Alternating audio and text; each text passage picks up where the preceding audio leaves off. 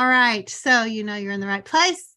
And the question is, will unschooling really work? And the quick answer is yes. Yes, it really will. I was just in my membership group on Wednesday, and we talked about how unschooling works for all kids. It's the parents that have to get over some of their fears, some of their hesitations, some of that conditioning that you've already had. And when you can work past all of that, then you can open up to the idea that kids learn and that you can do this without duplicating school, without all those layers that school and society put on us. So, in case we haven't met, I'm Sue Patterson, and we stepped away from the school district in the 90s. 1996 was my son had gone to kindergarten and first grade, and Katie had gone to she had, when we first started, she went to kindergarten, and then Alyssa had a little bit of preschool. This was not something that I thought, oh, I can't wait to be an unschooler or a homeschooler. I didn't even know the word unschooling at the time, but we immersed ourselves into it. And what started out as just, well, we'll see how it goes. We'll try it for a year. How hard can second grade be? And it made sense. And we did better and better at it. And more of those layers, those fears, those school duplications started to fall away. So I got to learn more about, how do kids really learn? How do I really want to parent? And then this little trial run turned into a full a lifestyle that we ended up embracing. So I don't know where you are on the path, whether you're just considering this, whether you've been doing it. You can tell us in the chat, because sometimes it's nice for other people to see in the chat that they're not alone.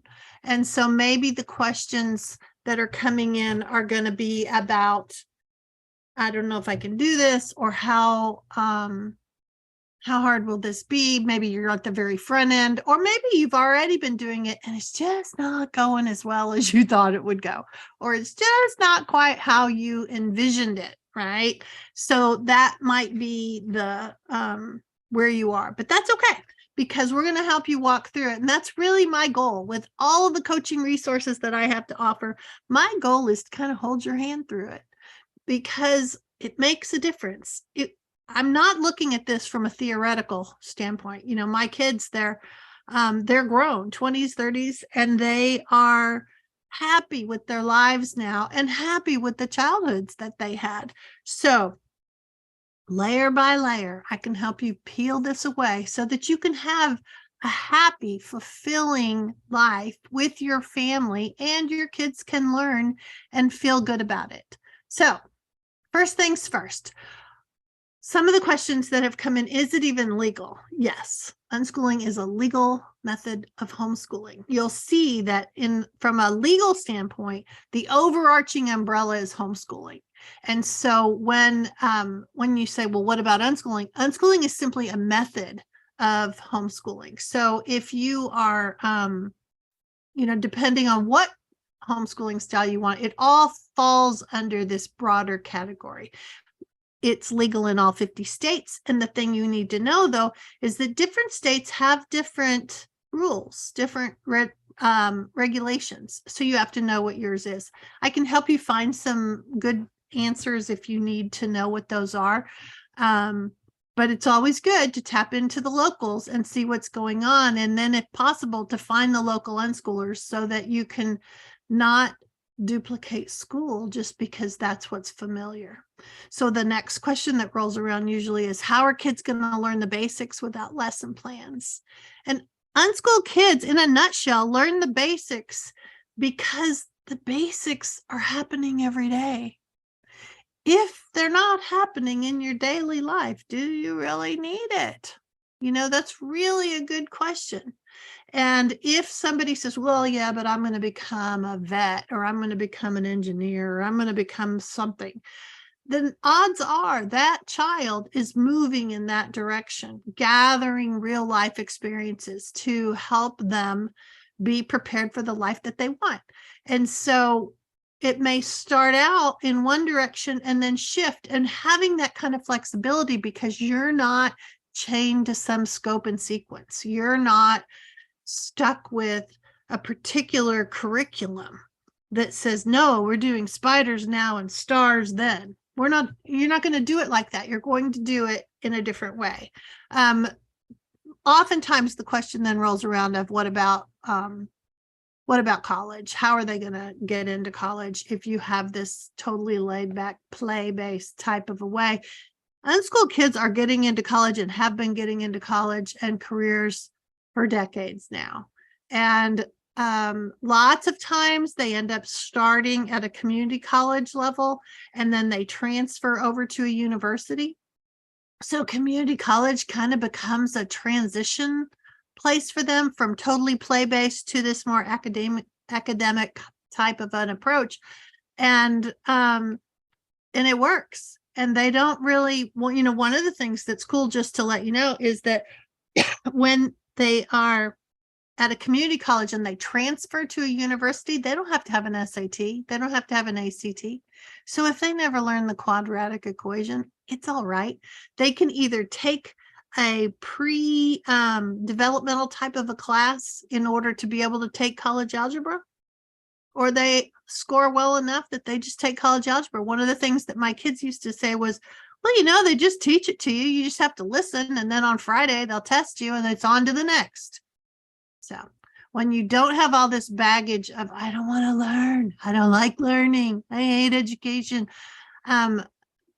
Unschooling allows you to pass that so that you don't have those kinds of obstacles where you're putting your own speed bumps in the road. There's enough real life speed bumps. We don't need to add to it. So this is interesting. Lots of times with school and even with us, because we're kind of on this conveyor belt where we think that learning is just going to be poured in and they're going to be receptive. And after all, we're kind of making it nicer than how it was for us. But we think it's going to go like that. And then we cross our fingers and we hope that they're going to be so receptive to all of our education. But what actually happens is they resist a little bit because people don't like to be told what to do, especially kids that have tasted freedom. They want to chart their own course and they want you to help them a little bit. So this kind of approach, this school approach, isn't really as effective at when they're sitting there with an umbrella and it's all pouring around on the sides, right? So all that repetition, it leads to boredom and they hate learning. And then they want to know, when are we ever going to need this, right? You've heard that. You may have even said that, right? When you were a kid in school. And so I think that it's important to know we do not have to duplicate school. We do not have to go this route, and they will in fact be prepared. Because then the unschooling approach allows learners to follow their interests and their curiosities. We need the information to get from point A to point B. And that becomes the catalyst for learning, not because mom said you got to know this, not because dad said everybody has to know this by a certain age. No, the reason to learn it is because you want to do something, not I want to be a reader. It's because I want that information, right? So unschooling moves in that direction. And what that enables you is to not have the power struggles and to more efficiently use your time. And you have better engagement with the topics because they're interested and you have a closer relationship. And one of the things about having that closer relationship is it gives you this front row seat of what they need. You're not like, wow, how did that happen? When did that something that happens, they're off at school for 8 hours, or you were trying to work them through some curriculum. They were not even really listening. And then they don't bring stuff to you. So when you live in this kind of a more unschooling life, you hear more about what they need and what they're curious about. And then that helps you know what your next steps are going to be too. So, wow, that's what we want to know. How is this going to work? And how this works is because humans are hardwired to learn. Humans are naturally curious. Humans retain what interests us and we let go the rest. And we all know that that's true, right? We've all had that experience. And so when we have conversations with the kids, when we have these shared experiences, when we tap into the opportunities that are out there, we end up unschooling. So some of the things, when we start with the kids' interests and we notice the learning, we can see those opportunities that are out there. We can recognize that the school approach might be familiar, but it isn't the only way to learn. You may say, well, I had a perfectly good time with it, but my kid is not. Okay, fine. There are multiple ways to learn. And so when we are really individualizing how we're presenting information and how we're letting our kids tap into opportunities, they get this different experience. And so that's what's one of the pluses for unschooling. Subjects actually overlap in real life. It's not separated into a lane. Like, okay, now we're in math. All right, 45 minutes later, now we're in language arts. 45 minutes later, now we're in science. You decide, you see there's this cool spider web outside on the window. And next thing you know, you're Googling, what is that spider? And how do they do that? And oh my gosh, look, whatever they eat or they do, and next thing you're diving in deeper. And so you might be also noticing the shape of the web, the size of the web, the size of the spider. There's language arts and math and science and art. All of it weaves in together, all because you notice the spider in the window. You don't get to notice the spider in the window if you're like, no, we got to get back to our spelling list, the list that they're not even going to remember, because they didn't really want to do it and they wanted to hurry up and get back over to the spider, right? So the other thing to remember is that there's not a finish line. We don't finish learning. Here we are learning Zoom and Canva and Eventbrite and Instagram and all. We're still learning. We're all learning. And so when we are helping our kids see, we find the resources we need, this is how we learn. As opposed to, I'm waiting for somebody to spoon feed this to me. I don't wait for that. You don't wait for that. And we need to help our kids not wait for that. So starting with their interests and then noticing that learning is happening. So unschooling, sometimes people are like, okay, give me it in a nutshell. What exactly? Unschooling is not school.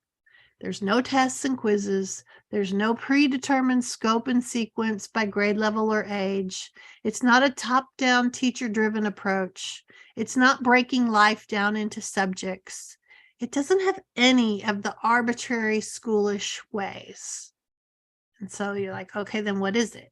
So it's fueling curiosities, and it's partnering with your child, and it's helping them navigate through their world and helping them find resources for their interests, creating an environment that makes learning and life all woven together.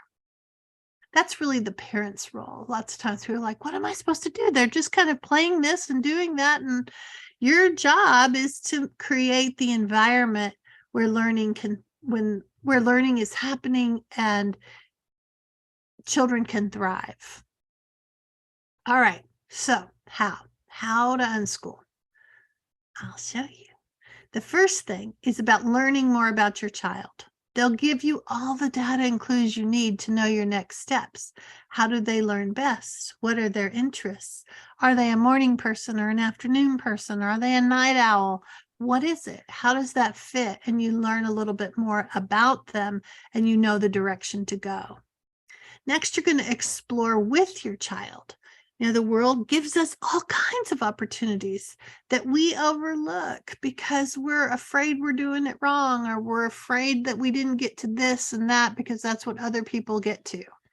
Instead, we are prioritizing the wrong things. So noticing more leads to engaging more and connecting more. So you're going to have a lot of fun too. That's one of the things that people say, I didn't realize I was going to get to relive a lot of stuff, all the fun things. Let's just do more of the fun things. So another point about how do you unschool, when we're thinking of the practical things to do, is build a cozy nest. What makes your family happy? Create spaces in your home to do more of those things. If you're a more artsy family, then instead of having that fancy dining room, turn it into an art room. Have all your art supplies there. Maybe the garage is a great workroom. Maybe the kitchen needs a section for all kinds of science experiments, that it's okay if it's messy. It's okay if it spills. We'll just wipe it up. You create the nest that's going to work best for your family, not for House Beautiful magazine, not for the neighbors down the street, for your kids and your family. So you're going to focus on individualizing everything. You don't worry what everybody else is doing. This is your family, and you guys have your own strengths and your own interests. And unschooling is really individualizing to the max. They talk about IEPs, that's an individualized plan. It's like the difference between saying, all right, do you want the red shirt or the green shirt? And then saying, I let my kids choose their clothes. Well, it's not quite the same when you have such a limited option as opposed to whatever. So when you focus on individualizing and really letting their strengths shine and their interests be the guiding force for you in knowing what the next steps are going to be, that's another way of how we unschool. So we're going to keep learning. That's the other part for parents, is that you have to, it's not a done deal. So often, because we didn't grow up this way, it's not that familiar. And so it's really easy if we get a little too, I don't know, hungry, angry, lonely, or tired. That's that saying about halt. Don't let yourself get that way, because what happens when you get that way is that you end up reverting back to what's familiar. Fear takes a hold, it grows bigger, and suddenly you're not living the way you want to live. In order to be more intentional, you need more information yourself. You need more support so that you can walk your way through this very, very different way to learn. You're in the right place because I can help you. So before we get to all the questions, remember that you learn differently too. We talk a lot about learning styles for the kids, but you have different learning styles. You may be at that phase where if I were to hand you a PDF that you were going to read, you'd be asleep by the first page because you're like, I'm not reading. I cannot stay awake for that. That's fine. Know that about yourself.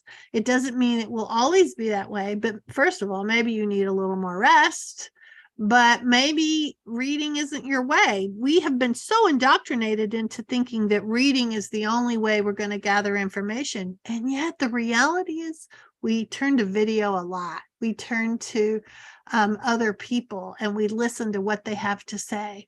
So I wanted just to show you really quickly, and Katie can put the links into the chat about some of these different things. I have 2 courses that for those of you that have signed up for this Q&A, I want to make it really easy for you. So I want to give you 50% off of them.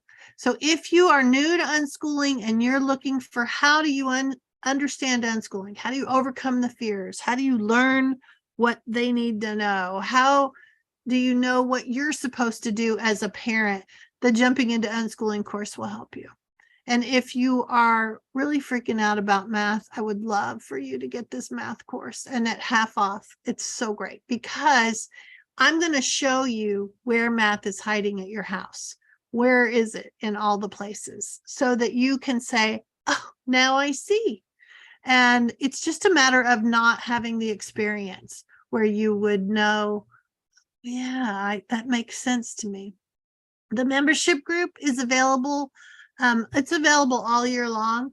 And there is a sign-up fee. And so for those of you that are here, I'm waiving the sign-up fee. If you want to just come, it's $49 a month. I have an enormous library of PDFs and resources. We have a WhatsApp channel where people ask each other stuff all the time and share ideas. The strewing calendar is part of the membership. All the unschooling guides, all the ebooks, everything is in that library. So the membership is kind of my little hangout spot. So, and then I'm there too if you have questions, that we don't have to wait until there's 2 live coaching calls, one on Mondays and one on Wednesdays. And you can You can ask questions though on our Facebook group or in our WhatsApp group. So there's a lot of information there. There's guides, that's those PDFs and ebooks. There's private coaching. I just wanted you to kind of see all these different avenues that we can get you the support that you need, because knowledge and support is really what's going to equal unschooling success. So reach out if you have any questions about that. You can ask in the chat. Katie can get you a link if you missed it. And you can find all of it at unschoolingmom2Mom.com. So that's that part. But I don't want you to miss. I'll hold this 50% for the courses and the sign up fee thing through the weekend. So you guys have opportunities. You don't have to like decide right this second. You can look around at it a little bit more. All right. So the questions, time for the questions, right? Lots of times people have all kinds of questions, and we're just going to take them apart and see what there is. So the first one, this seems too easy. Isn't school supposed to be hard? Sometimes we've heard that, right? And the answer is no, not really. Really, it's supposed to be challenging and engaging and inspiring and provoking curiosity and solving a real life problem. That when we focus on those things, it's not hard. So we don't have to stick with that. Show me the grit. Show me that they're really staying with it. And one of the ways you can see if you've got kids that play video games, you'll see that grit that everybody's worried about. You'll see that as they stay with it and they keep playing until they get to the next level. And so that's how they develop that kind of a stick-to-itiveness. It's because they're doing something they want to do. So it doesn't have to be hard. The next one is, how are they going to learn what they need to know? How do they know that we're so conditioned to believe that we have to have a teacher teaching it or we're going to be floundering. But think about, as an adult, what do you need to know? What do you need to know to move through your life? And if you just slow down a minute and think about that, it will help you see how many, many, many of the things that we focused on when we were in school weren't really necessary.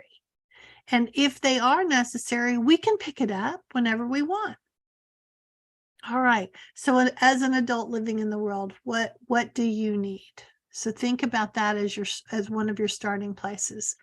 I did a talk last year in Texas where I had these different slides that showed how do they learn how to do these things from just real life experiences. So this one is unschoolers learning to read. How do they learn to read if I don't have a lesson plan?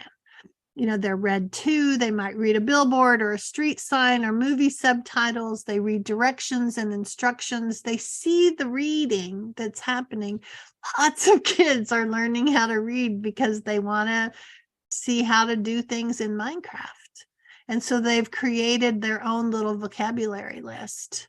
The same goes for spelling and grammar, where you might learn how to communicate better by writing it. When you have the little swiggly line underneath that shows you that's not spelled right, then that is an indicator to them. And one of the cool things that does is it pulls that away from mom has to tell me. They know, okay, I got to go find what the right spelling is, or I'm with a couple friends that don't even care.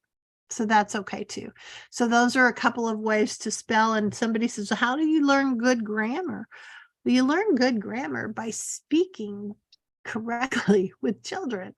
That when you speak with good grammar, you end up having kids that understand this is how grammar works.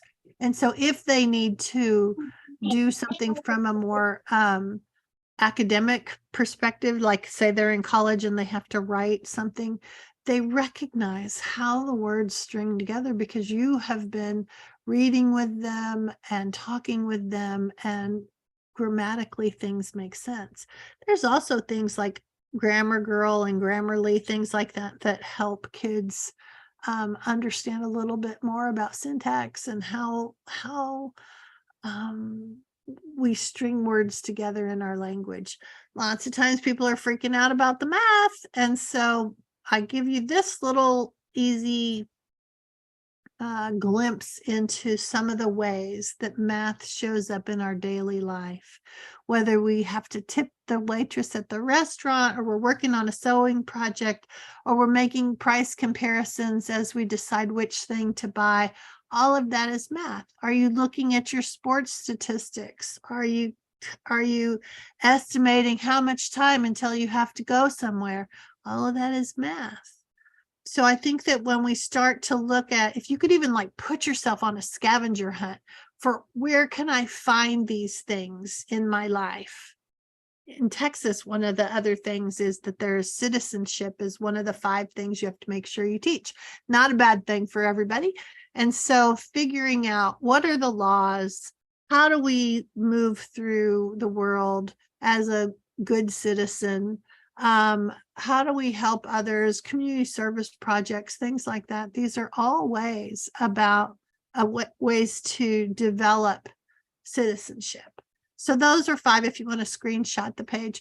They're also at Instagram and a variety of other places at the website. So how will I know I'm doing enough? That's one of the big questions that shows up. And so some of the questions you might want to ask yourself if you're wondering about doing enough is, are you engaging with them? Are you helping them explore their interests? You know, sometimes when we move into this unschooling thing and our kids, maybe they're gamers, and we're like, we're not really talking to them very much. Well, that might be something you want to work on. That might be something that you can say, hey, we're going to have a Sunday night meeting and look at our 1 week at a time. Here's where I want us to have some connection points. And so when we're intentional with how we want to move through our week, then we can make sure we're engaging with them at a level that makes us feel really good. Do you help fuel their curiosities? Are you creating this full, rich environment for them? Are you listening and observing? You know, do you listen more than you talk? That's certainly something that comes up a lot, that we are such a, I don't know whether it's just a human nature thing or a parenting thing, that we tend to want to fix it right away, right? That we want to resolve it, and we don't want our kid to be sad or hurt. And so we just kind of move them quickly. Whereas if we could listen a little bit more, because oftentimes when we move too quickly, we miss the mark. So if we could listen a little bit more than talk, that might help.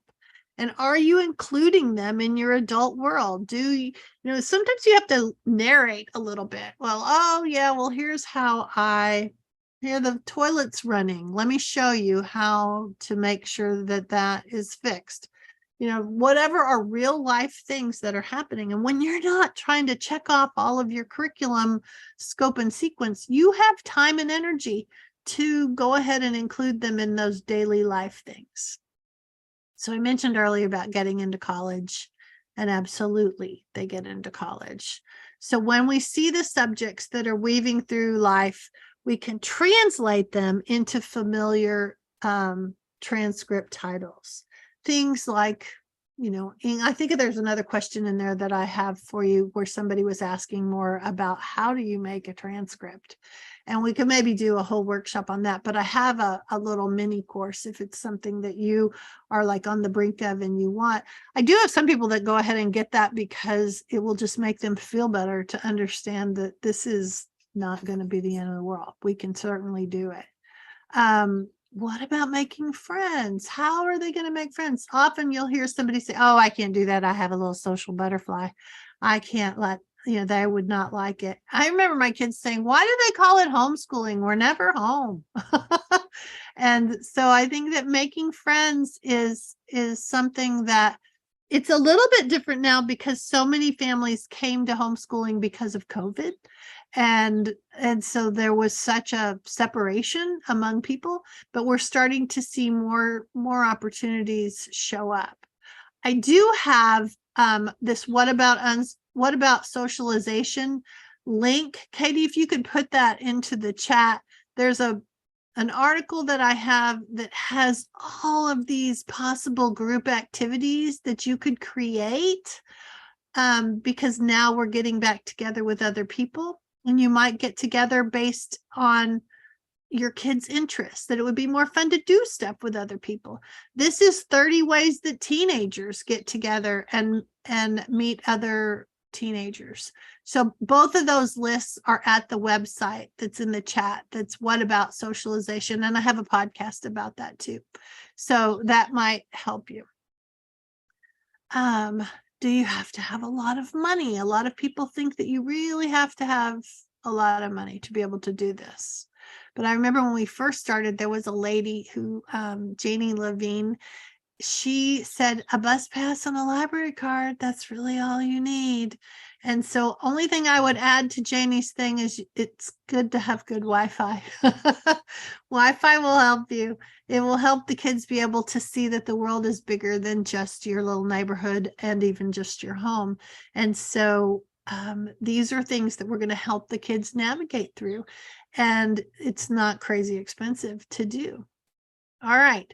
Do you have to entertain them all day? Someone wanted to know. No, but you do have to enjoy being around them because they are going to be around you.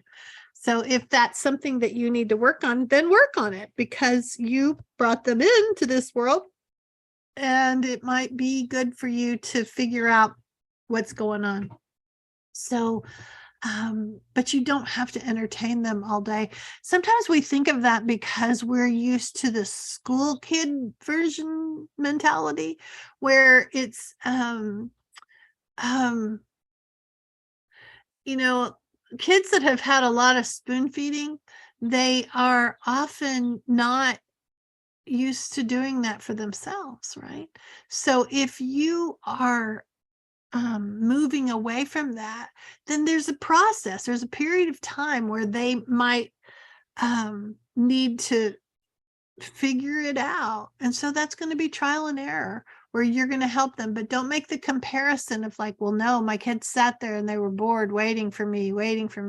But once they've had freedom and you've helped them figure out how to navigate that, then it's a different kind of situation. And will this make them weird? A lot of people ask that. And you know, I would say that homeschoolers do not have a corner on the weirdness market. Weird is all over the place. And weird is often based upon how your family, if your family is doing kind of funny things, then that's kind of the mode that your kids are in. So I don't think weird is necessarily a bad thing. Weird is sometimes engaging and fun and playful, and that allows for more connection, and that's a good thing. If you're thinking, oh, but I knew these weird homeschoolers and they couldn't make eye contact, and well, then maybe that would be something that you want to focus on. You want to talk to them about, hey, when I introduce you to somebody, you know, look at them just for a sec. If you have a kid that like has a lot of social anxiety, don't introduce them, you know, run interference for them, help them have a little bit of time to get more acclimated to social situations. So we don't always have to thrust them in just because they're 6 years old, you know. So will this make them weird? I don't know. Apple doesn't fall far from the tree. So you have to think about that too. So questions that were sent in, I'm just chatting away and nobody can even, it's okay. So some of the questions that were sent in. How do you unschool when you live in a heavily regulated state? So I have a couple of links for you. The two states that I consider the hardest ones to homeschool in are Pennsylvania and New York. But unschoolers operate in both of those states. You know, there's tons of them. And we have some links. One is an unschooler who was a unschooler herself, the mom, and then she unschooled her own child. And she shares a ton of information about how to move through Pennsylvania's regulations. In New York, Amy Milstein has a blog post over at Unschooling Mom2Mom, and she's happy to walk anybody through some of the things that make it harder in these heavily regulated states is that you have to get permission from the local school, and you have to interact with the local school, and things can be kind of tricky. So they have some specific guidelines that we can share with you to help you figure out what to do. But the link for the website, I think her website is called Unschool Rules. And so she has a lot of good information to share. So that's good. The next thing, are there certain course subjects that are required to be included in a high school transcript? Not really. There's not a uniform across the board national thing. There's nothing like that. That's why some people have a narrative transcript that might have what they learned. Other people might have a more traditional transcript.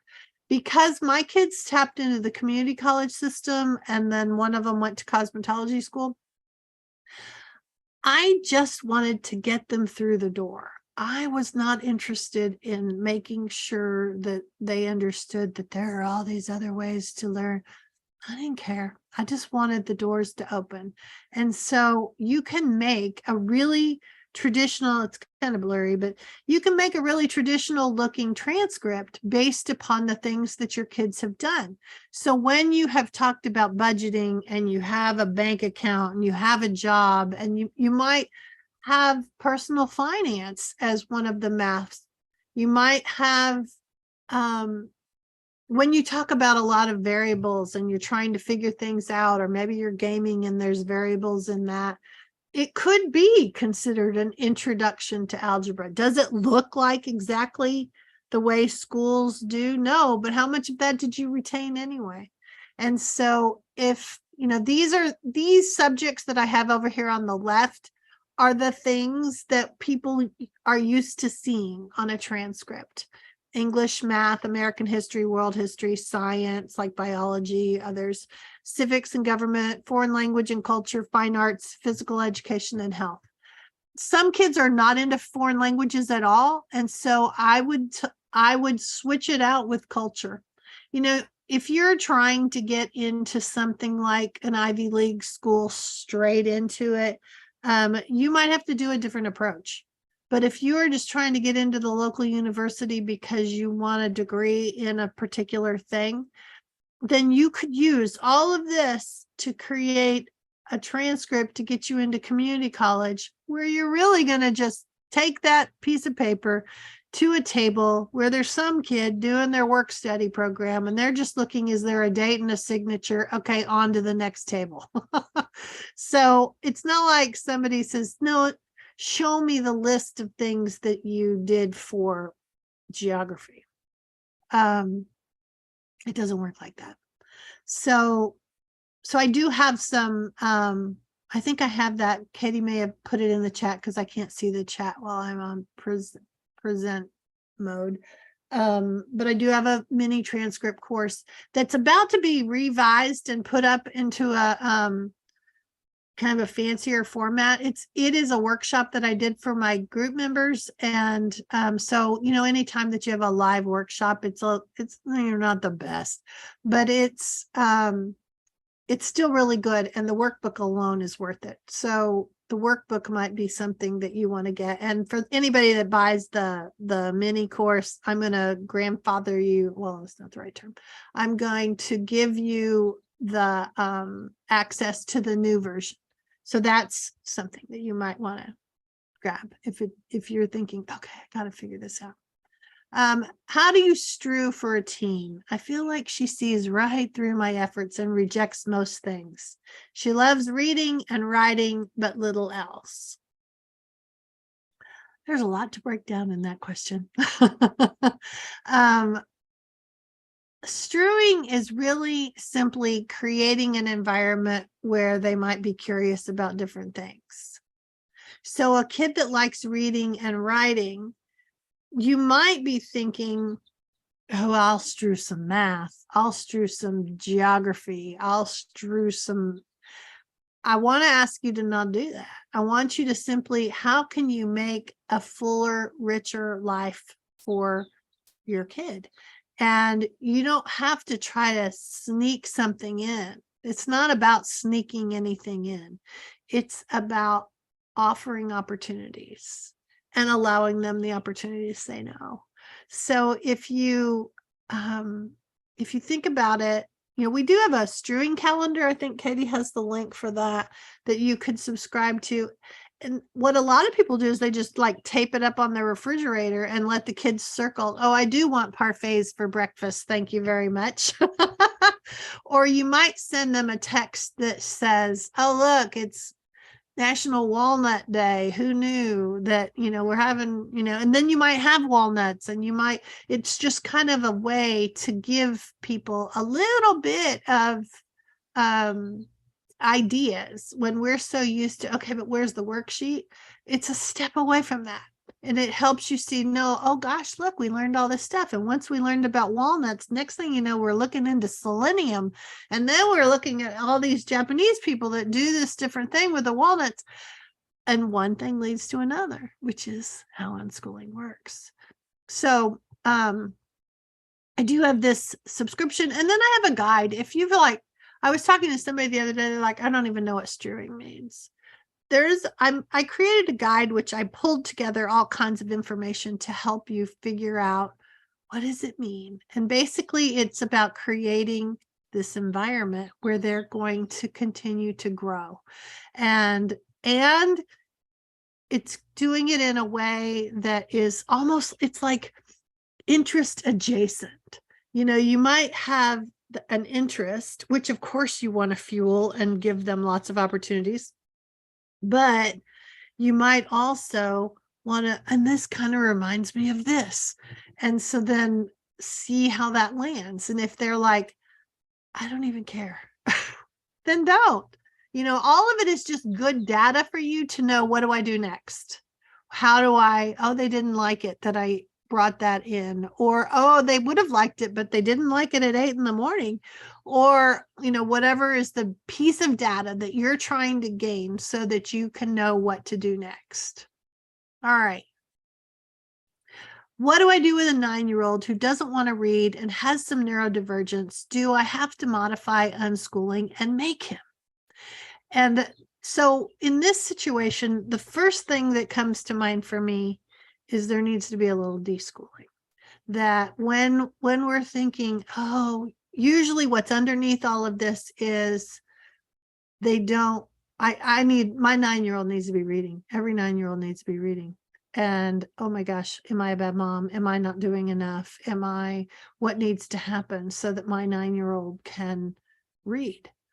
Now, the thing about neurodivergence is you don't necessarily, that you're not going to get to pick when their brain is ready. You can do things to create a literate, rich environment. Things like you're reading to them, you're noticing the signs, you're saying, did you see the tag? Or where's the instructions? Not that you're saying, so now read them to me. You're not doing that. Because remember, what you want to do is you want to create an environment where reading is like coloring, or like playing Minecraft, or like anything else that they might like to do. It's simply, it's not laced with stuff that causes anxiety, because when you have anxiety, it makes the window even smaller. So you already have a neurodivergent problem issue to overcome, obstacle. You don't want to add anxiety to it where that becomes even more for them to have to overcome. My experience is that kids learn to read at whatever level their brain is ready for, especially if we keep bringing information to them. If all of a sudden they reject it, they don't want to try it, then it's time to back up a little bit. There's no rush. There is no rush. There is a lot of stuff written about late blooming kids. They don't have any problem in their adult life. It's that they, it's okay to take time, because it's not like they're not learning while they're waiting to be able to master this reading skill. They're just learning a different way. They're learning through video games, or they're learning through conversations, or they're learning through trial and error. And all of that is sticking in their head. to whatever degree their neurodivergence allows, right? So why you have to be careful to not you make all kinds of accommodations for kids that have different challenges when they're younger. We don't stop making those accommodations when they get older because, oh, now you got to catch up with everybody. No. And 9, I would say, with 20s and 30-year-olds, I would say 9 is not that old. A lot of people learn to read later and then they do just fine. That's what I was talking about, the late blooming kids. At lots of times I've heard of unschool kids that learn to read 10, 12, 14, and next thing you know, they're reading a Redwall series.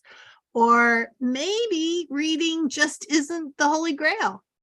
Maybe reading isn't going to be their thing. That's okay too. It's not an indicator of, are you smart or not? Did your mom do this or not? It's just simply a tool to gain information. And now that we have all these other ways, YouTube is solving a million issues for people. Now that we have all of that, we don't have the catalyst that, oh, I got to read. So maybe they'll only read a little bit. One of my kids is not really a big reader, was late to reading, came to reading at about 10, really had a lot of anxiety about it, didn't enjoy it for all kinds of reasons. I don't even know all of the reasons. But has that stopped her from owning a business and having employees and payroll and reading and writing policy and procedure manuals? She does all of that. And she was not reading at all up until age 10. And then after that, only as little as she could get by with. And that's okay. It's okay. The world is full of people that have different strengths. Let's not always put that reading barometer on there. Now, I do happen to know in this particular situation, another question that comes up is, what about when they say they want to, but then they don't? Or they say they want to, and then they resist when we're like, okay, it's time. Sometimes what's happening in that is that they think about wanting to. When they're not being asked to, they want to. They certainly like how happy it makes you when they tell you, I want to. So there's a little people pleasing there that they're trying to do. They have their own story in their head. A good kid does this. A 9-year-old should do this. A smart kid does this. That kind of, okay, I want to be that. And then the time comes and they don't. It's kind of like me. And I want to get up at 7 in the morning and go for a walk. And the night before, I'm all telling myself I'm going to. 7 o'clock rolls in, snooze. I don't do it. Didn't mean I didn't desperately want to do it the night before, but I didn't do it. And so the same thing happens with kids. They have all kinds of, it's almost like the on-ramp to being able to do things hard. You have to want to. And sometimes you have to want to for a while. And then you're like, okay, fine, I'm doing it. Now I'm laying out my shoes and I'm laying out this and I'm doing this and I'm going to bed early and I'm all doing all the things. And so if I have trouble with that as an adult, wouldn't a kid have trouble with that too? And so I do want to tell anybody that their kids are not learning at the pace that everybody else is. It doesn't matter. It really, really doesn't matter. What matters is that you create an environment where they feel loved and accepted and good enough. And so then they can, from that good enough spot, move into the world at whatever level they want, wherever they want.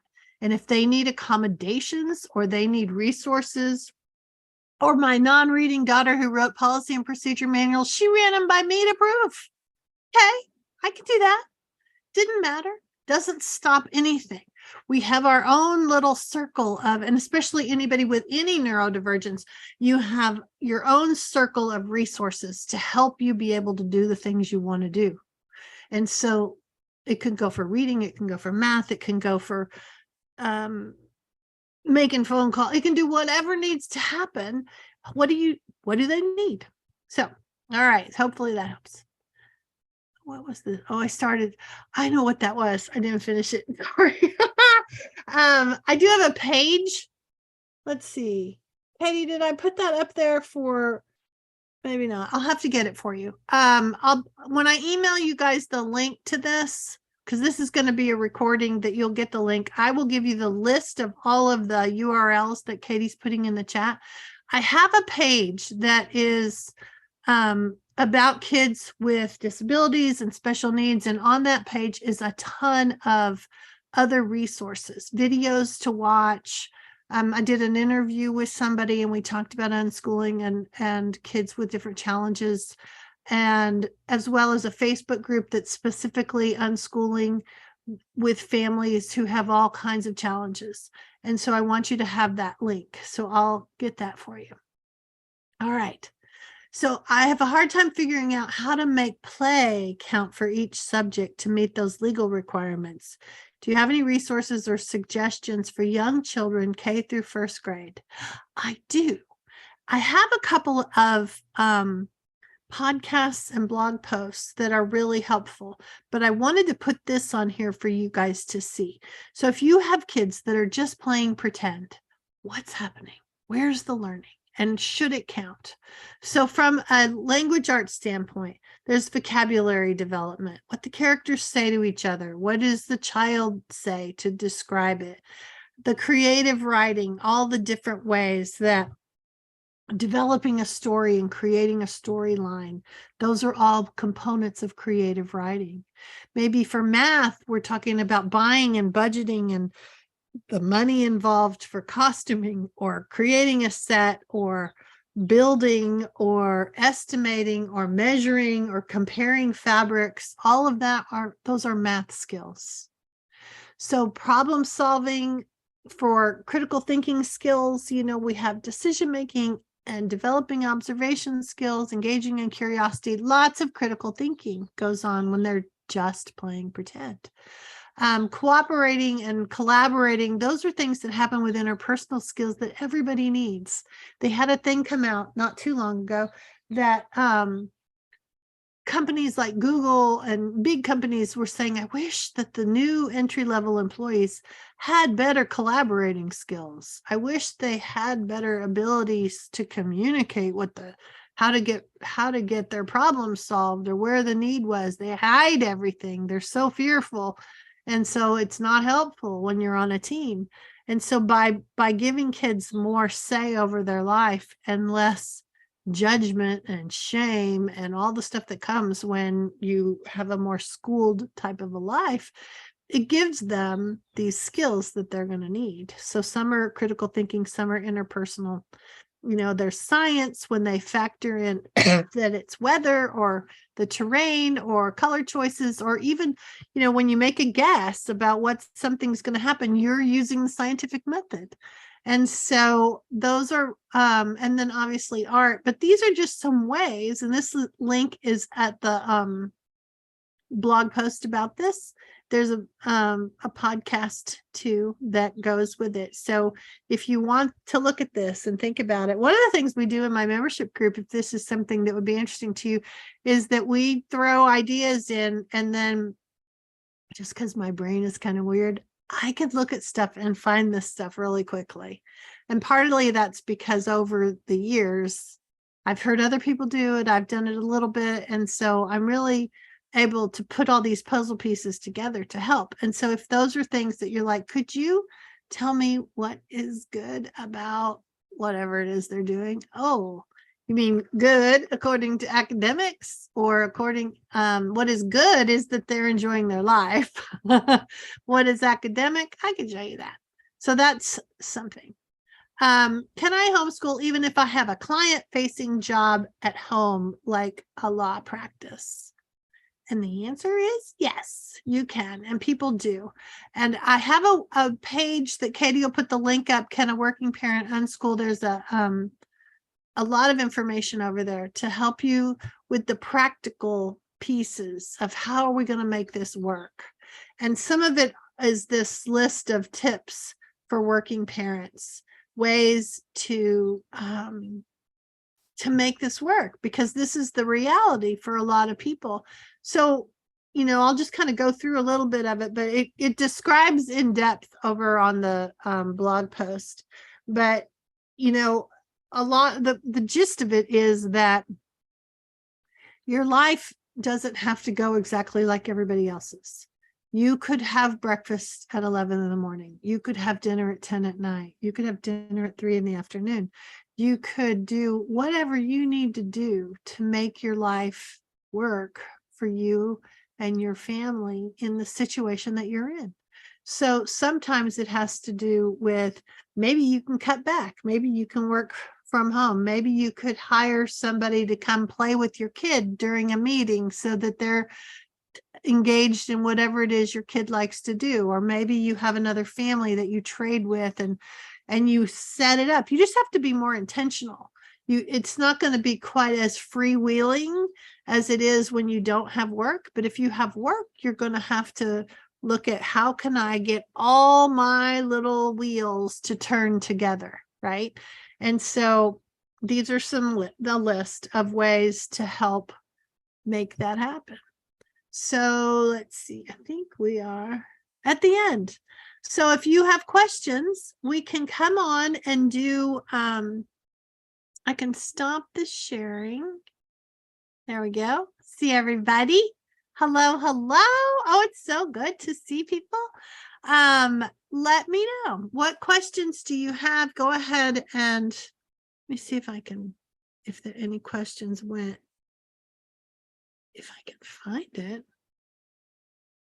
There are some questions in the comment section scattered throughout. In the chat part? Yes, in the chat. Okay, thanks. What to do when your spouse disagrees? I'll go with that one first because I see it. The thing to remember is they get a vote. If you're talking about your mom or your sister, they don't get a vote. But your spouse had these kids with you. They get a vote. And so sometimes what you have to do is get to the heart of what's the real problem. What are they really afraid of? Are they afraid? Sometimes it's as simple as they lack information. And sometimes what the problem is they lack information and they don't really want to read about it. And so let's just get real here. That's how that goes. So what you have to do is you have to talk to them and say, okay, listen, if I'm going to be the one that dives into this, if I'm going to be the one that's really digging around and finding stuff, you're going to have to tell me specifically what you're concerned about. And then I'll dig around and we'll find some answers and we'll decide, do we make a change or not? And, but you don't just get to take pot shots at decisions when I've been reading and learning and doing, and you're like, nah, that's really not a good way to partner with parenting. And so sometimes the problem is a marriage therapy thing. There needs to be a better communication. But sometimes my husband was one of those people that didn't really want to read about it. He's like, you're a smart person. I know you're not going to hurt the kids. I trust you. And as time went on, it became really apparent. So I did things like, let's show, oh, look, they know this, where you start to demonstrate how unschooling is working, how they are learning what they need. And that starts to break down some of those fears, because that's what this is all about, right?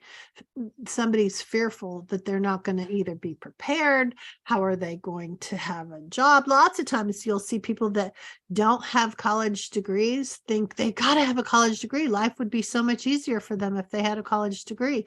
So I want my kid to have a college degree. And then that's this story that they stick with. But I have a college degree that I don't even use. I mean, it's not necessarily what is the situation. My kid that doesn't have a college degree makes more money than my kid with an MBA. That's just the reality of it. So I think sometimes, depending on what you're using as your barometer for success, and sometimes dads are looking at how are they going to make money? How are they going to make money when all they do is play Minecraft, right? And so, but we're looking at a 9-year-old. There's a lot of difference between a 9-year-old and a 19-year-old. lots. And between a 19-year-old and a 29-year-old and a 39-year-old, we have all kinds of things. And as the world moves quicker and quicker and quicker, life is different. Life is different now than it was 20 years ago. And it's going to be way different 20 years from now, exponentially even more different, right? Because of this path that we're on. So I think I do have a couple of blog posts and sections that I will make a note. Unless Katie, no, I think there's too many. So I have a lot of information about it that I can help you, and I will add it on the email. When I send you the email with the link, I'll put the link for articles about what to do when your spouse is not on board. The other couple of things, just to give you a few tips is to think, let's just try it for a little bit. That, sometimes people are afraid you've drank the Kool-Aid or something, and that you're not going to be able to, you're not going to be able to see clearly. And so I think that when we're like, let's just experiment, let's just try, let's see how this goes, let's, then that helps a little bit. Sometimes the problem is, I don't want, I've heard dads say, I don't want them to be bullied because they're different. I was bullied, or I saw bullying, or I was bullied, and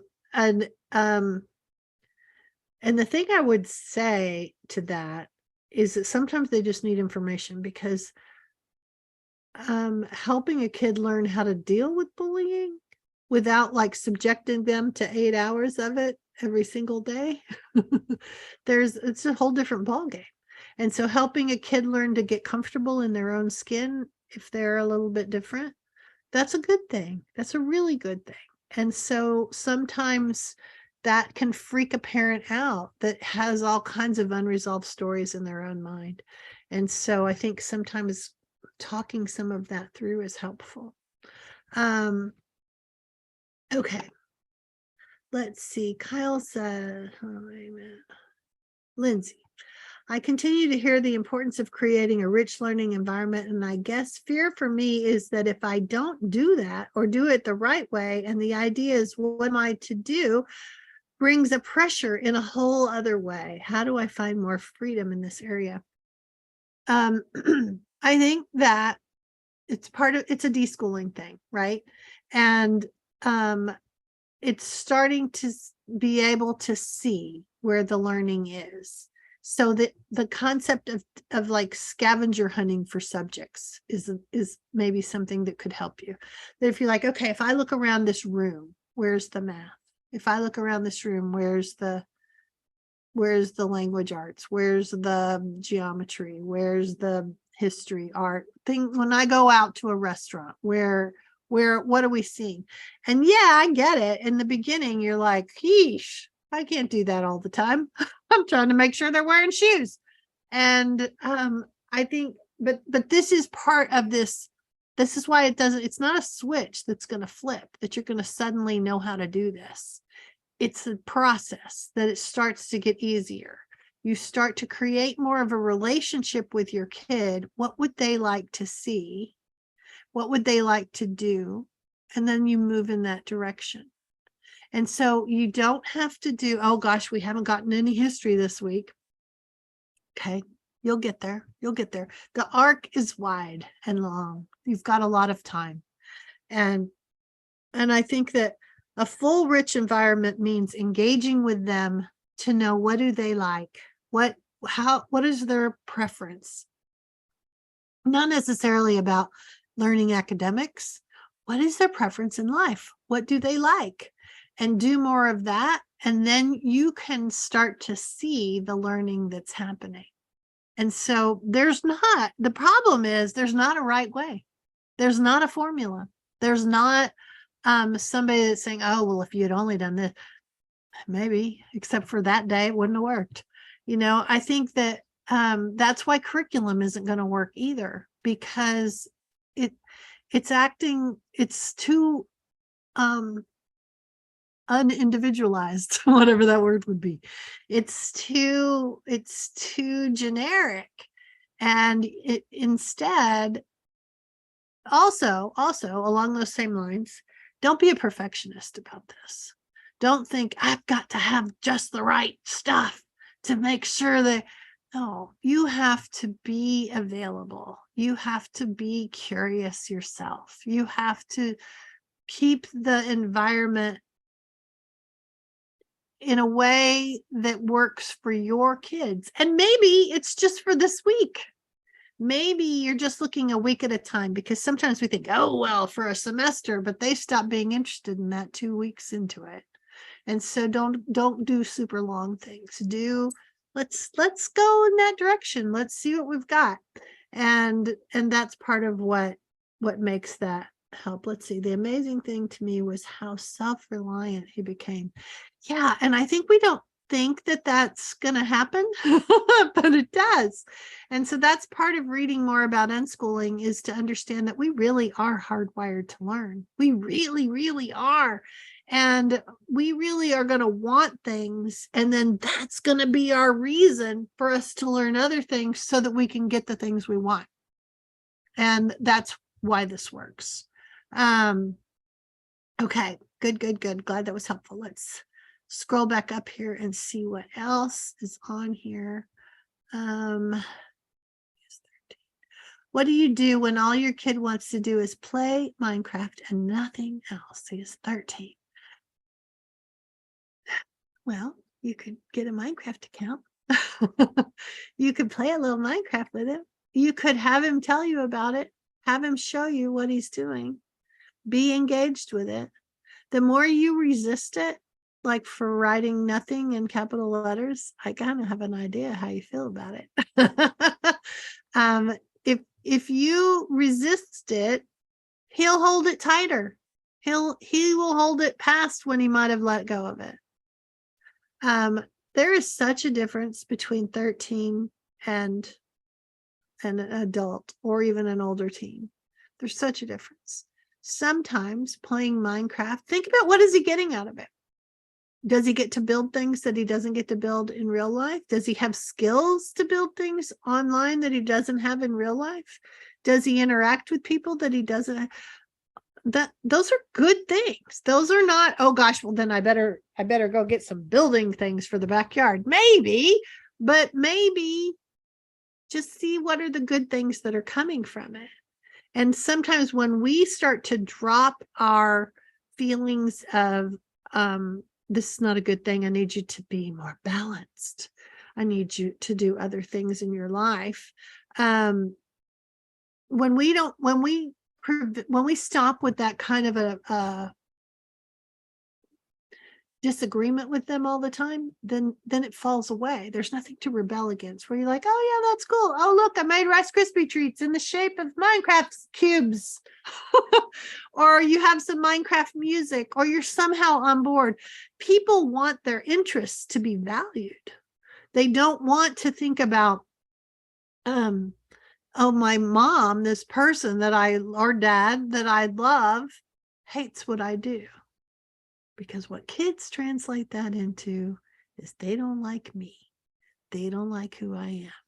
And that is not what you want to have conveyed in your home. I love that you play that. You're so good at it. Man, you handled that situation with those people. They were arguing in the chat and you just like, find the good in it.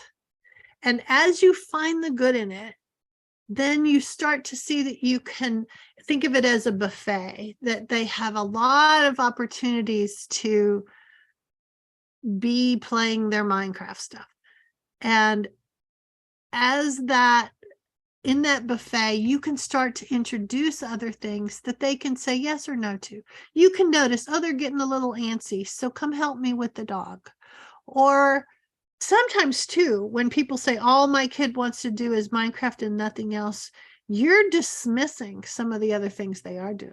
Do they come to eat at the table? Do they pet the dog? Do they go to Taekwondo? Do they do other things? They might, because a lot of times our fear only allows us to look at it through that lens. And so we think, oh, they don't do it. They're doing all wrong. And And so instead, stay with their interests, and then from there build the relationship, and then you get to see when other things are starting to happen. I do have a couple of Minecraft links too that show you all of the stuff. I don't know, it's pretty easy to find now, all the ways that kids learn through playing Minecraft, but sometimes we haven't found it. So I can put a Minecraft link on there for you too, for that email when we are when I send that out to you. So that's helpful. Also, if you want to join the membership group, we talk about this kind of stuff a lot. The technology, the ways kids move through technology and our resistance to it, and how to make that work specifically for that family and that situation. We talk a lot about that in the membership group. So that might be something that you want to tap into, even just for a couple months. Or I have some people that have been in there for like 5 years. They're like, no, this is my community, I'm not leaving. Okay, let's see. If you have a good friend, okay, if you have put something way up high in the chat and I haven't, and I'm throw it back down here again for a second time.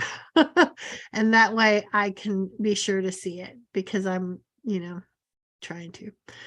If you have a good friend who is a teacher who will share honestly with you and your spouse about the reality of the amount of time learning and teaching that really takes place in a typical school day, you'll hear that it's at best 50% of the allotted time of actual learning. And I think 50% is being generous. I think that there is a lot of crowd control. There's a lot of moving from one place to another, setting up this, setting down that. Whereas if you are working with a kid and their interests, time just flies, because that's part of that whole flow concept, So yeah, thanks for that. My middle son, Roy, is worried that maybe unschooling won't work in the age of YouTube. I would think that unschooling works even better in the age of YouTube, because of the ability to go, like, I think tomorrow is National Bee Day. I started watching these videos about beekeepers and bees and temperatures and farming, and all of a sudden now I know all this stuff just because of one little curiosity. And that's what YouTube can allow you to do. So I don't know that YouTube is a negative at all. I love how you share and how you explain. Oh, good. Thanks, Tina. I'm glad it's going well. Mary Ann says, explore with him what his fears are, break them down, talk with him, figure it out as you partner. Absolutely right. Thanks, Mary Ann, for doing that.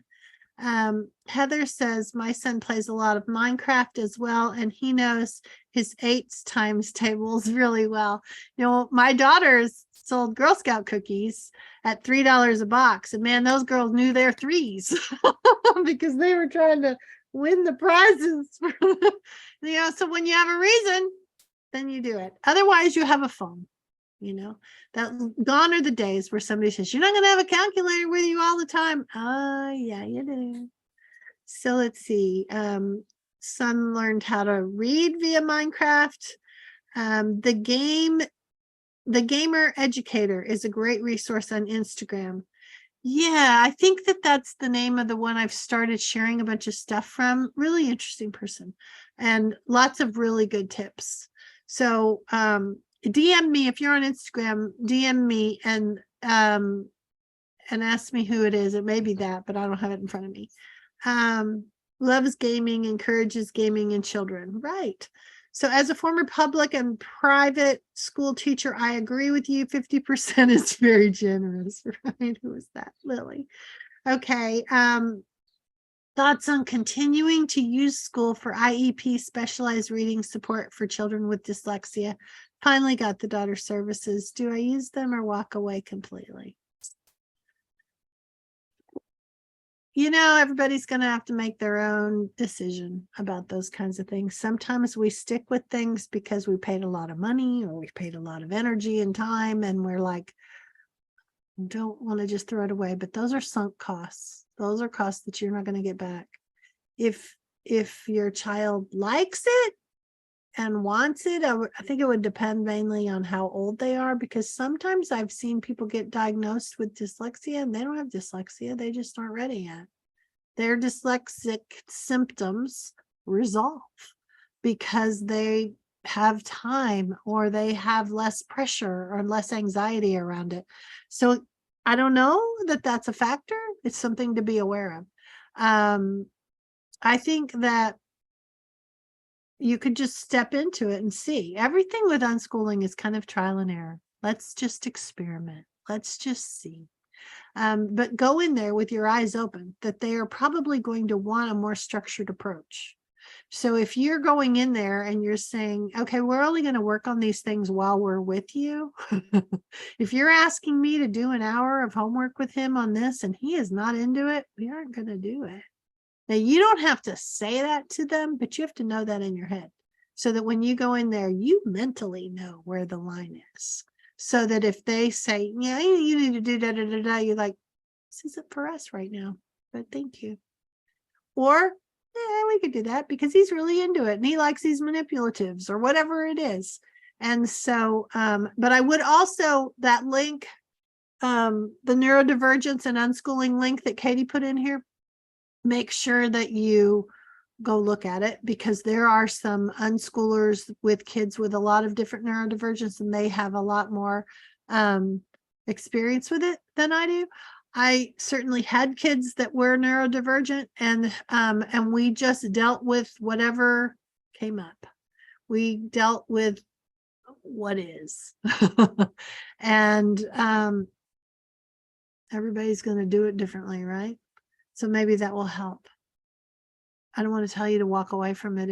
If it's something that would be helpful, give it a try, see, and then say, oh, I've been reading a lot, and the price to pay is just a little too high, because sometimes that can happen. Okay, let's see next. Oh, so Kayla said, if they are gaining something from it, use it. The school will likely have to continue offering IEP services, even if you homeschool. I suggest that you don't use the word unschool. I agree 100%. When talking with them, however, you can homeschool in a way to meet requirements following an unschooling philosophy. I think that a lot of times using that word unschooling can set the trajectory in the wrong way. That if you just say homeschooling, let them make whatever presumptions they want to make, whatever it is that helps you get through their process, right? You're homeschooling legally, you're doing things that you need to do. They don't need to know specifically. They certainly haven't dug into it as much as you have, right? Let's see, his daughter just watches videos about kittens. Okay. Well, my guess is there's probably more to it than videos about kittens 24 hours a day, because even my grandson, who is 8, who could probably watch people play Minecraft videos for hour upon hour, even he gets tired of it from time to time. And we're like, oh, let's go see if that turtle is still in the pond. And then we go. And but the minute he comes over here, because he hasn't gotten to do it, I don't say, let's go watch that turtle. I give him a chance to do the stuff he wants to do, let that pressure valve down a little bit, see that he's getting a little antsy, or see that he's getting hungry. Can you bring me? Yeah, okay, yeah. And so we start interacting more, and then suddenly we can see where we can move in different directions. With the examples you provide for, say, how unschoolers learn math, do you strew those examples? Sometimes you don't even have to strew them. They're already there. If you are trying to figure out whether you can afford to buy a video game, and you have Christmas money or some other money, or you could go work for the neighbor down the street and pick up branches in their orchard, or whatever it is, then you're doing math. If you're trying to figure out, do I have enough money to eat wherever I want to eat, you're doing math. And so sometimes we talk about it, sometimes it's helpful. And I do think that it might be helpful to say to the kids, kids in school learn math in a textbook through a workbook, but we learn math through real life. And so it might be helpful to have like a week that you're like, let's be on a math quest. Let's find the math and just kind of playfully look at it. Oh, look, the calendar, it has those squares. Oh, and the lines aren't, they never really meet. Ha, parallel. Who knew there was a fancy word for that? You just are narrating a little as you go, and you're keeping it light, and you're like, math, I found math. And so you just kind of can do that. You can do that with language arts. You could do it with history. You could watch shows. You could do all of that in this kind of a light way where you're like, kids at school have to learn it like this, but we don't. We can do it based upon what shows up in our life. So maybe that helps a little bit. 8 going on 9, reading at first grade level, going into 4th grade. It doesn't matter. It doesn't matter if they're reading at, lots of times kids their brain was working on something else. You don't get to like peel it back and see what they're learning. But they were working on something else because brains learn. It's what we do. And so they were learning something and not reading. They didn't have a need for it. And so maybe they still don't have a great need for it. They only have the need at about a first grade level. Odds are that a 9-year-old, I don't know. So what if they are only, they can catch up. There's not a window that's going to close that they're not going to be able to read because I didn't make them at 9, right? So I think that that's something to remember, that when, in school, 1st through 3rd, I don't know if it's exactly like this anymore, but it used to be 1st through 3rd, they read a lot to the kids. So it wasn't as important for the kids to be fluent readers, because by 4th grade, you had to read on your own. So if you couldn't read on your own, you were kind of left behind. So they spent a lot of time in 1st through 3rd getting kids so that they could read, so that when it came to 4th, they could launch them from there.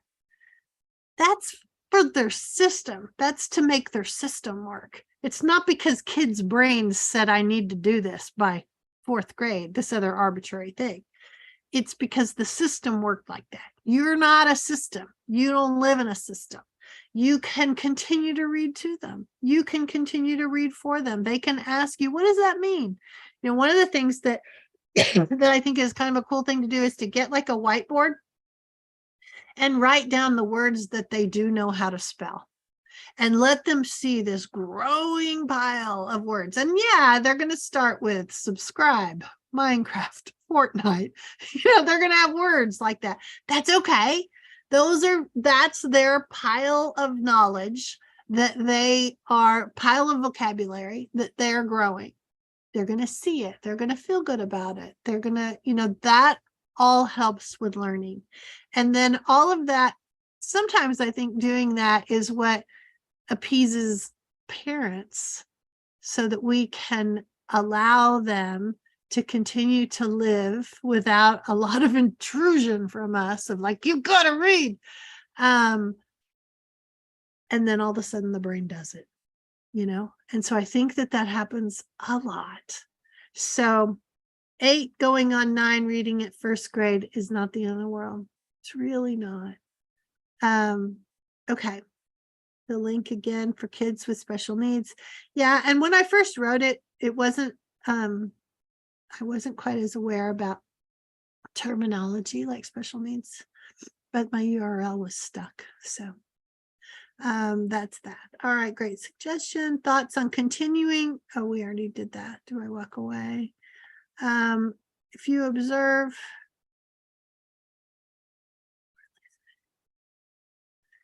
if you can observe how or which tools and techniques they teach your child, this is for the IEP.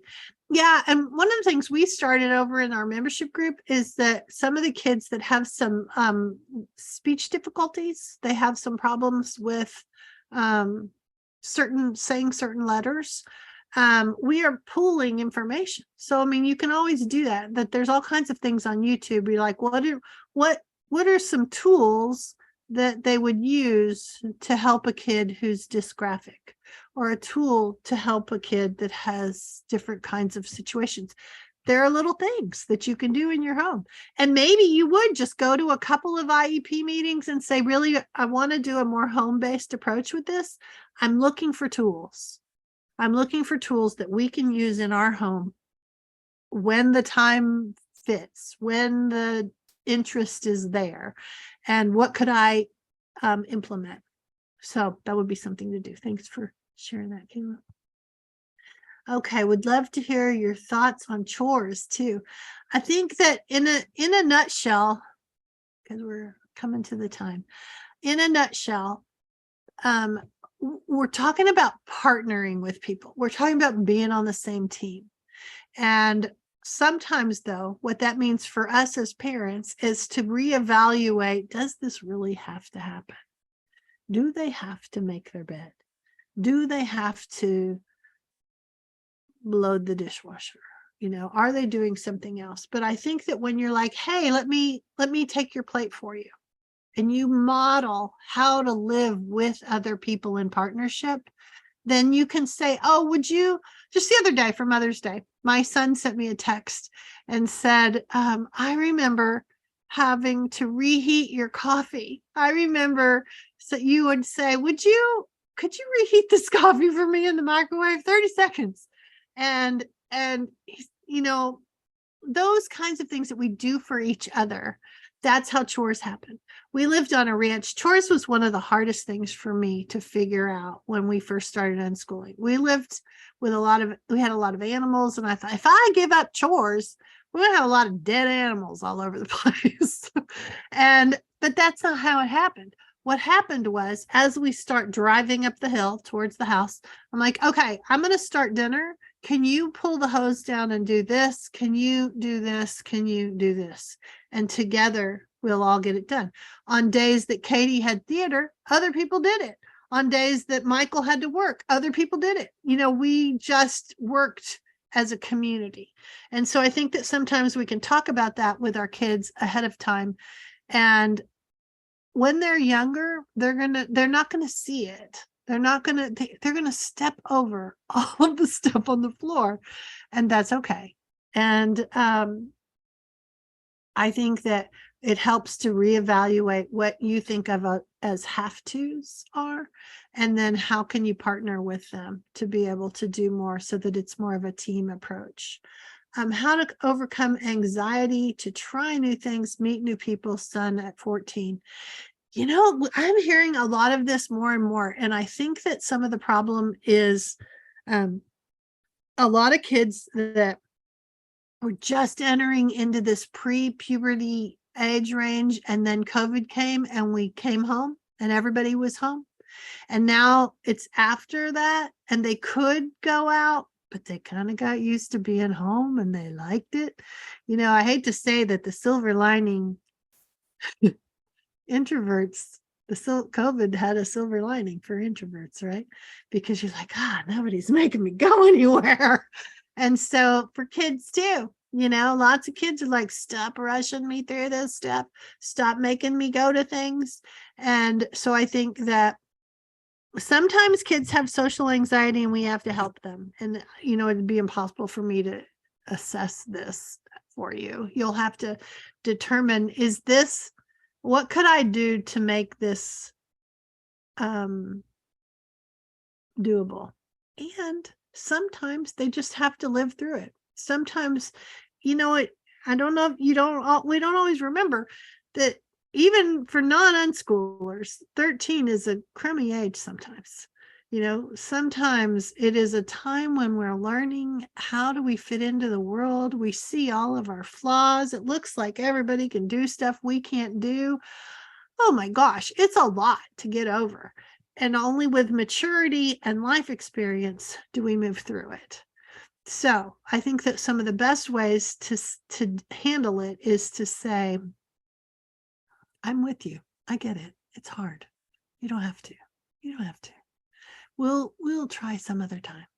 We'll go some other way. We'll get this experience a different way. And you just kind of buy them a little safe space so that they can keep moving. If you think that the anxiety is at such a level that it's a therapeutic problem. I have some ideas for therapy, people that you could see. That would be probably a good thing.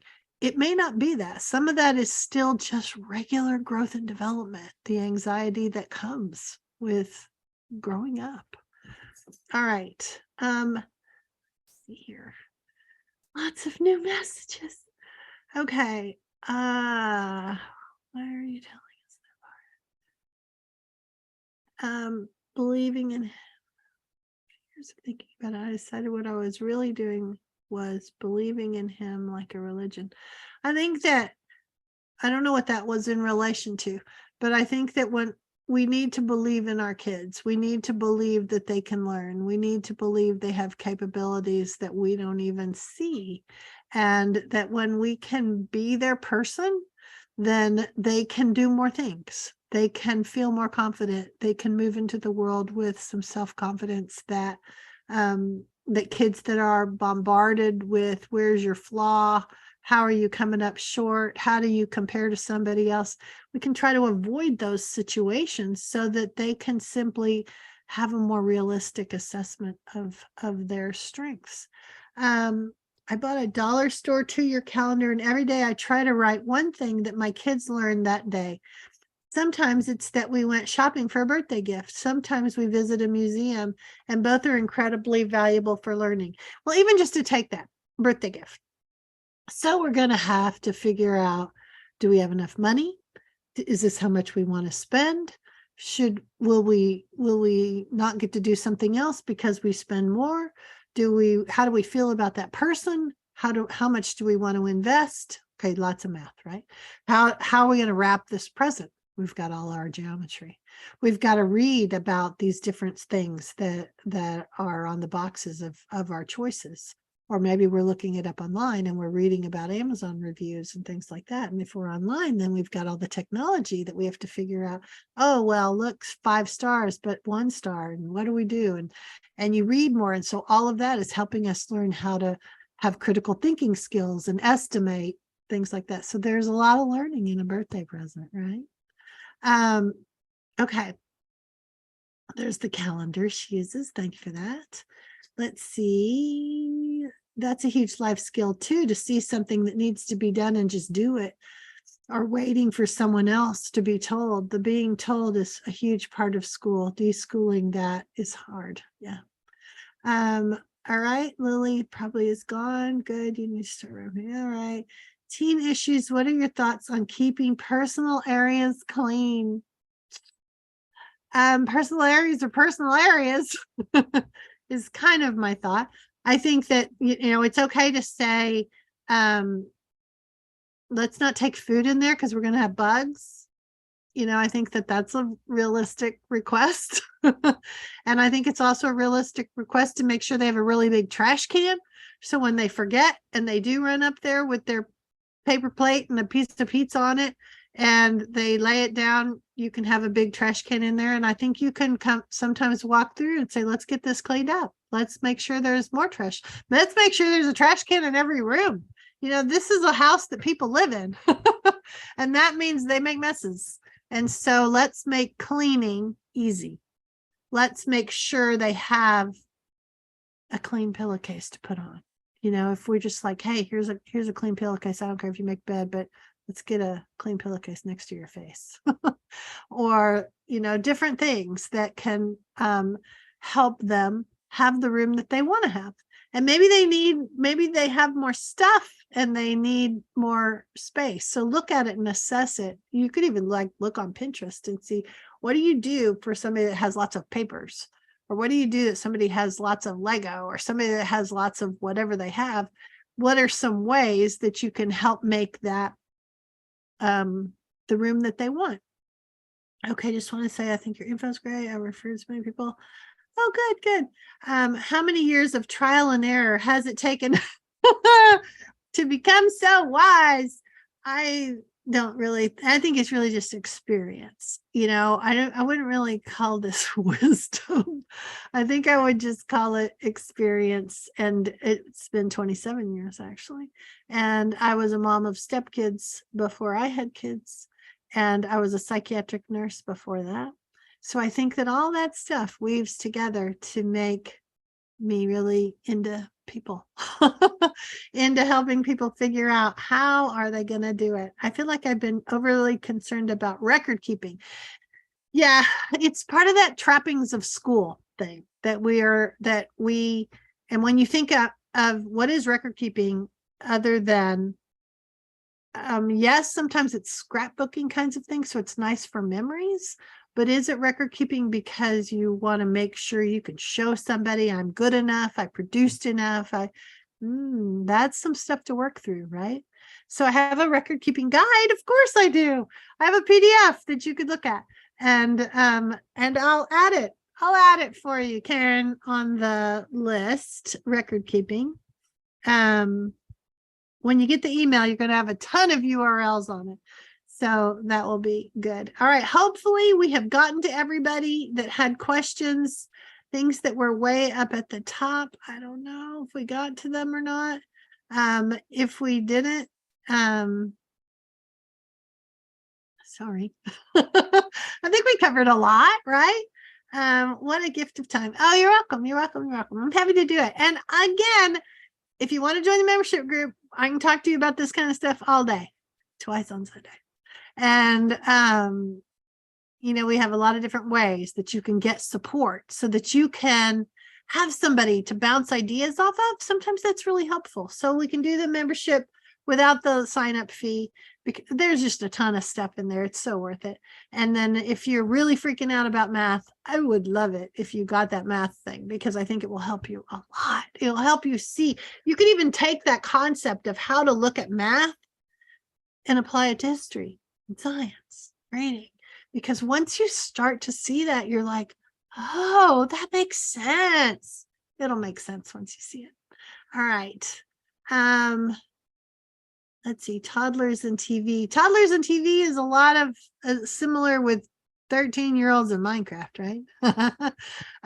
So I think that you want to just have an engaging life so they can do both. And sometimes if you have a kid that's watching a ton of TV, you might have other things happening at the same time so that they can play and look up. And then, you notice when they start to get antsy and you do other fun things that they like to do. I do have a whole section on preschool. I'll add it to our URL list. And I'm not sure how much of this I'm going to keep on the recording because I think I'm getting a little punchy.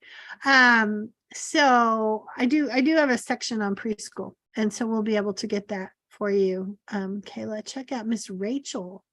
Oh, Kayla's not the one that needed it. Who needed it? Let's see here. DiMaggio. Miss Rachel on YouTube. I'm gonna go check out Miss Rachel. I don't know, Miss Rachel. And you just want to do engaging stuff.